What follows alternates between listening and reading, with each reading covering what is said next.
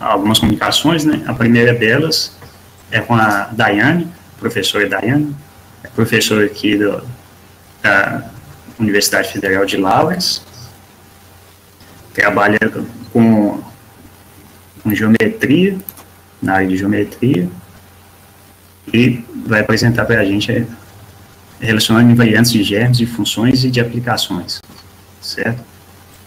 Daiane, é com você. Obrigada, Elvésio. Bom, só gostaria de agradecer a oportunidade, né, de apresentar o meu trabalho e parabenizar, né, a comissão organizadora, né, que mesmo nesses tempos, né, difíceis, não deixou, né, de fazer o evento, né, nesse 5º ano já de parceria entre a UFCJ, né, de Ouro Branco e a UFLA. Então, eu vou falar para vocês sobre invariantes de germes de funções e de aplicações. São trabalhos que eu, né, faço desde o meu doutorado, e em parceria com o professor Juan José Nunes Ballesteros, da Universidade de Valência, e os professores da Federal de São Carlos, né, a professora Bruna e o professor João Nivaldo Tomazello. Então, eu vou falar um pouquinho dos objetivos, né, para esta apresentação, mostrar para vocês os resultados, né, as relações que nos motivaram nos nossos trabalhos, falar de germes de funções, né, nós conseguimos relacionar 2 invariantes, que é o número de Milnor determinantal e a obstrução de Euler de uma função, e quando trabalhamos com germes de aplicações, né, mais especificamente os definidos sobre curvas, nós conseguimos relacionar o número de Milnor da imagem com a ecodimensão. Tá? Então, apresentar para vocês alguns invariantes, né, de germes de funções e de aplicações e mostrar as relações que nós obtivemos para eles. Então, vamos começar falando de germes de funções. Né? Então, para isso eu falo de um importante invariante, né, da teoria de singularidades, que é o número de Milnor. Né? Ele foi definido inicialmente por Milnor em 1968, para o caso em que ele considerou uma variedade singular, né, mais especificamente ele considerou uma hipersuperfície com singularidade isolada. E ele conseguiu, então, definir o número de Milnor, vendo que na fibra de Milnor, né, ela tinha uma homotopia de um buquê de esferas, e o número de esferas ele chama de número de Milnor, por causa de uma hipersuperfície com singularidade isolada. Né? Após essa definição de Milnor, vários autores buscam generalizações, né, deste invariante para vários germes de singularidades e germes de funções com singularidade isolada. Então, eu cito aqui também o trabalho do Han, né, de 1971, em que ele considera um tipo de variedade singular também, né, que é a interseção completa com singularidade isolada, né, que a gente chama de ICES, e ele também consegue generalizar o número de Milnor para esse caso, e o trabalho de Bushels e Groyle, de 1980, onde eles conseguem também generalizar o número de Milnor para o caso de curvas com singularidade isolada. Continuando, então, nessa busca pela generalização do número de Milnor, eu cito aqui o trabalho, né, de Nunes Ballesteros, Oreste Sakamoto e Tomazello, de 2013, em que eles consideram uma singularidade determinantal isolada, que é um tipo de variedade singular que generaliza, né, uma interseção completa com singularidade isolada, e eles definem a chamada característica de Euler evanescente, que nós vamos denotar aqui por nu, né, de x0, no caso, então, de uma singularidade determinantal isolada. Eles fazem, então, a busca pela generalização do número de Milnor, né, para uma singularidade determinantal isolada. Eles né, conseguem que, para o caso em que a singularidade determinantal isolada tem dimensão 2, a característica de Euler evanescente coincide com o número de Milnor. Certo? Mas para dimensões aí quaisquer, tem uma propriedade, né, do número de Milnor, que é ser igual ao 10º número de Bethe, né, onde D é a dimensão da variedade, e isso não é satisfeito pela definição deles da característica de Euler evanescente, né? Por isso que ela recebe um outro nome. Ela vem generalizar o número de Milnor, né? O próprio número de Milnor, por caso de dimensão 2, mas para casos de dimensões diferentes, ela pode não aí coincidir com o número de Milnor. Continuando, ainda para o caso, né, em que a nossa variedade é uma singularidade determinantal isolada, né, que eu vou abreviar por SDI, e agora considerando um germe de função, onde nós temos aqui, né, a variedade, que o germe de função está sobre a variedade determinantal isolada, né, e a função com singularidade isolada, eles definem também o número de Milnor determinantal, que nós vamos denotar por μ de f. Certo? Então, esse número de Milnor determinantal, ele também vem como uma generalização, né, do número de Milnor, mas agora para o caso de germes de funções. Para germes de funções com singularidade isolada, quando essa variedade aqui, né, ela é uma ICES, o número de Milnor foi definido para ICES, né, que é a interseção completa com singularidade isolada, quando pela fórmula de Legroy. E foi definido também para o caso de curvas, as curvas em C3 por Gordionoff em 2000, e para as curvas gerais foi definida por Monde e por Van Straten em 2001. Então, agora nós temos aqui um invariante, né, da teoria de singularidades, que é o número de Milnor.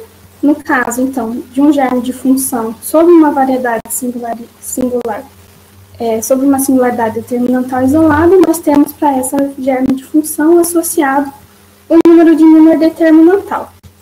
Então, agora eu falo para vocês de um outro invariante, definido por um germe de função também, que é a obstrução de Euler de uma função.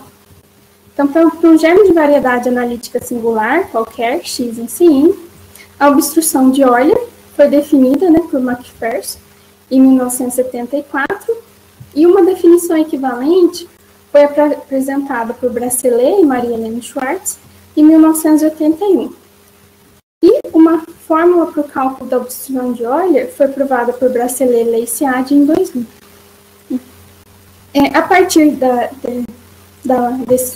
desse artigo, né, de Bracelet e Leiciade em 2000, como uma continuação desse trabalho, né, nós temos que foi definido a obstrução de Euler de uma função, certo? Agora os autores Bracelet, Massa e Paramesvar e Seade, né, em 2004, consideram um germe de função analítica com singularidade isolada, né, sobre x, uma variedade analítica singular qualquer, e definem para esse germe de função a obstrução de Euler de uma função.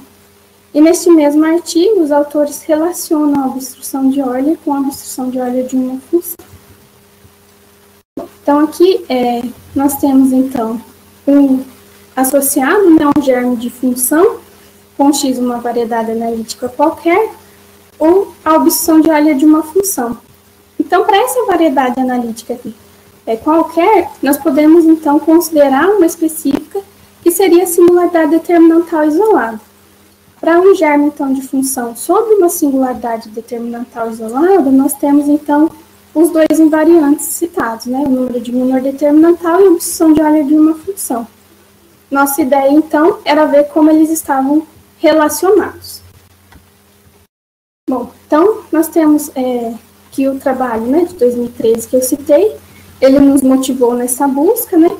Pois os autores já haviam conseguido relacionar a obstrução de Euler com a característica de Euler evanescente, no caso em que x é uma singularidade determinantal isolada, e eles também já haviam encontrado uma fórmula que relacionava o número de Milnor determinantal com a característica de Euler evanescente para x em uma singularidade determinantal isolada, certo?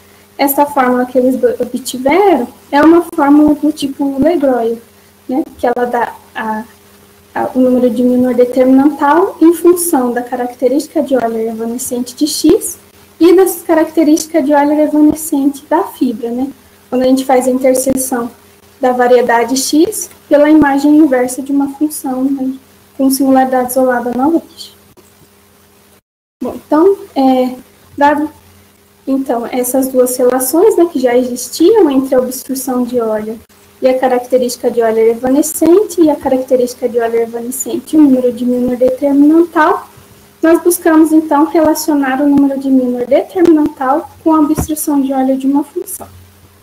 E isso foi possível quando nós olhamos aqui para a característica de Euler evanescente da fibra e mostramos que ela independia, né, da deformação, né, e dos parâmetros que nós usávamos para deformar a fibra. Certo? Então, com isso, nós obtivemos, né, este resultado, né, em 2016, durante o meu doutorado, considerando x, então, uma singularidade determinantal isolada, P, uma aplicação linear genérica sobre a singularidade determinantal isolada, e F também sobre a singularidade determinantal isolada, um germe de função com singularidade isolada. Então, a obstrução de Euler de uma função é dada em termos da característica de Euler evanescente da fibra, x interseção com F menos 1 de 0, menos a característica de Euler evanescente da fibra, né, x interseção com P menos 1 de 0.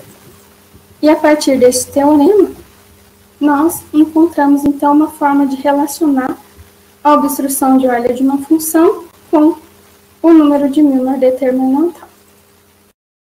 Certo? Então, nós temos aqui que, muitas vezes, o cálculo do número de Milnor determinantal ele é mais simples do que o cálculo da obstrução de Euler.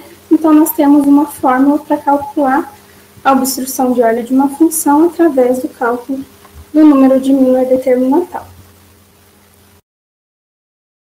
E aqui também eu aproveito para citar, né, que existe, né, o número de Bracelet, que foi definido por Dürtret e Grulha Júnior, né? O número de Bracelet, para o caso em que F tem singularidade isolada, né, que é o caso trabalhado aqui, ele é a diferença da obstrução de Euler pela obstrução de Euler de uma função.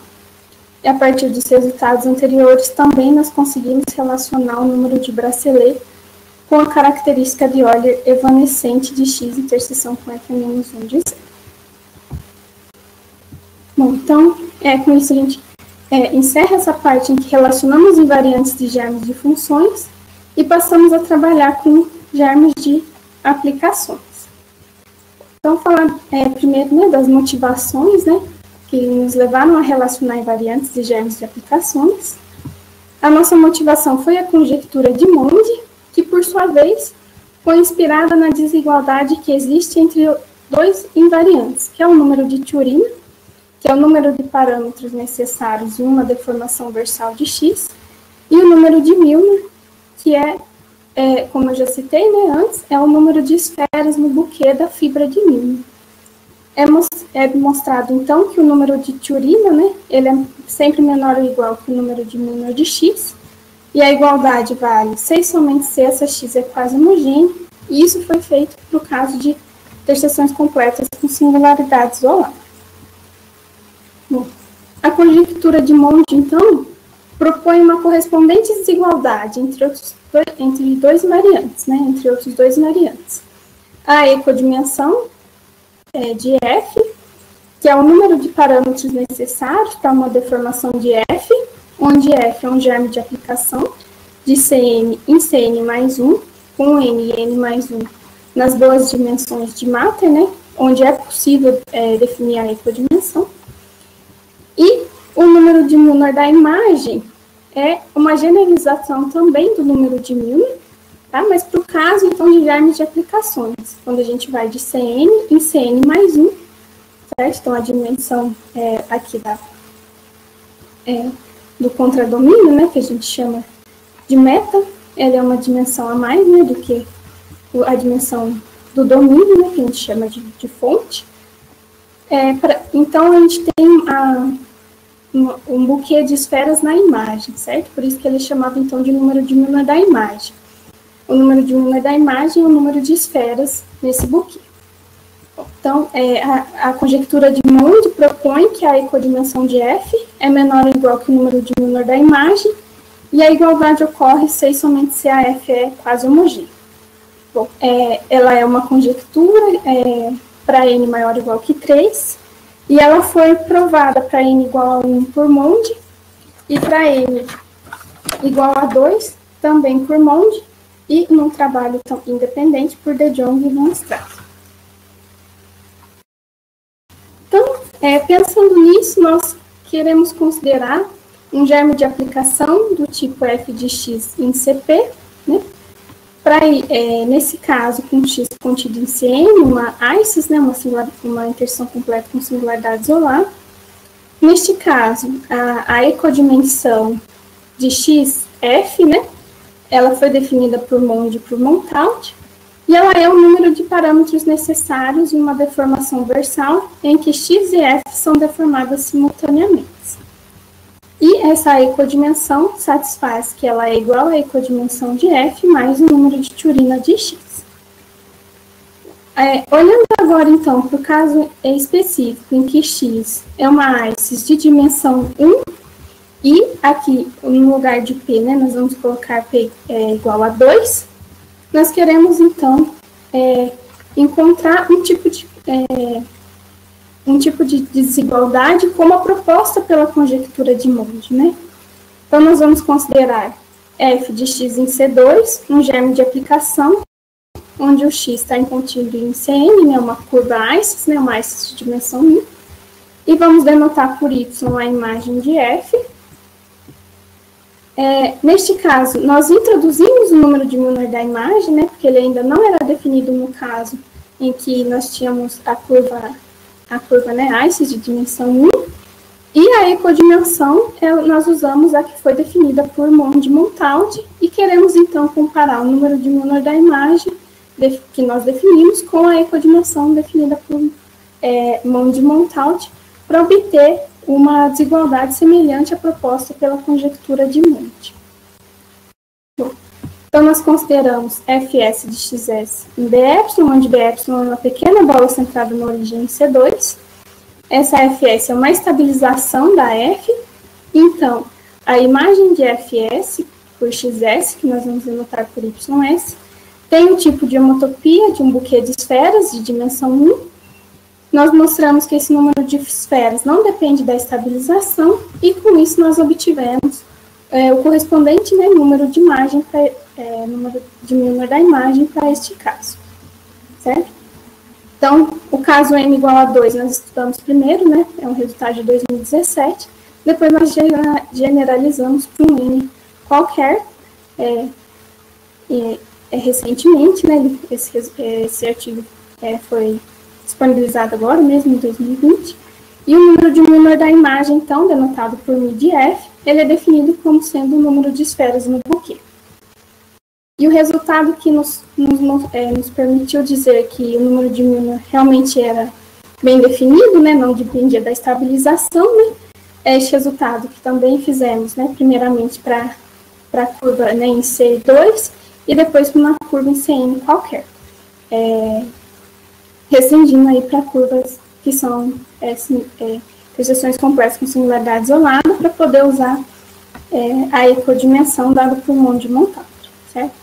Então, nós conseguimos mostrar que o número de Milnor da imagem é igual ao número de Milnor da curva y, né, que é a imagem, menos o delta invariante de f, que foi definido por Nunes, Ballesteros e Tomazello para germes de aplicações de grau 1 entre curvas. E então, nós obtivemos o resultado aí, né, semelhante ao proposto pela conjectura de Monde, para o caso em que x, então, é uma curva plana singular, f de x em C2, uma aplicação finita de grau 1 sobre a imagem y.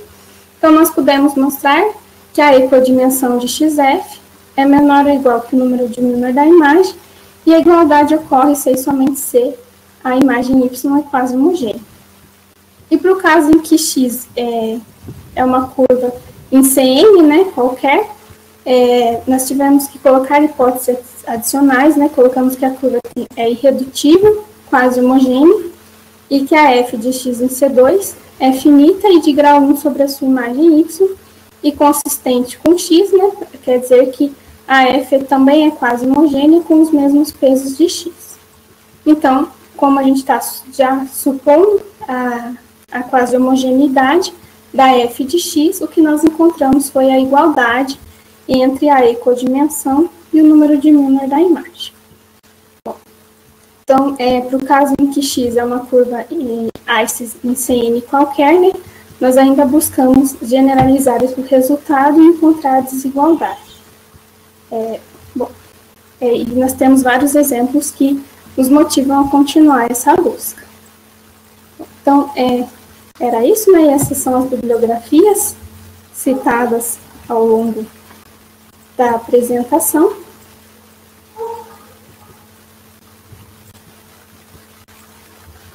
Muito obrigada. Obrigado, Daiane. Pessoal, tem alguma pergunta?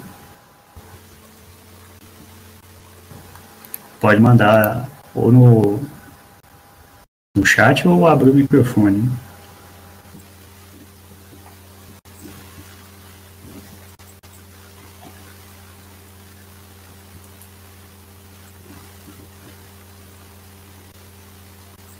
Você está conseguindo ver aí no chat? O pessoal está parabenizando aí? Sim, estou vendo.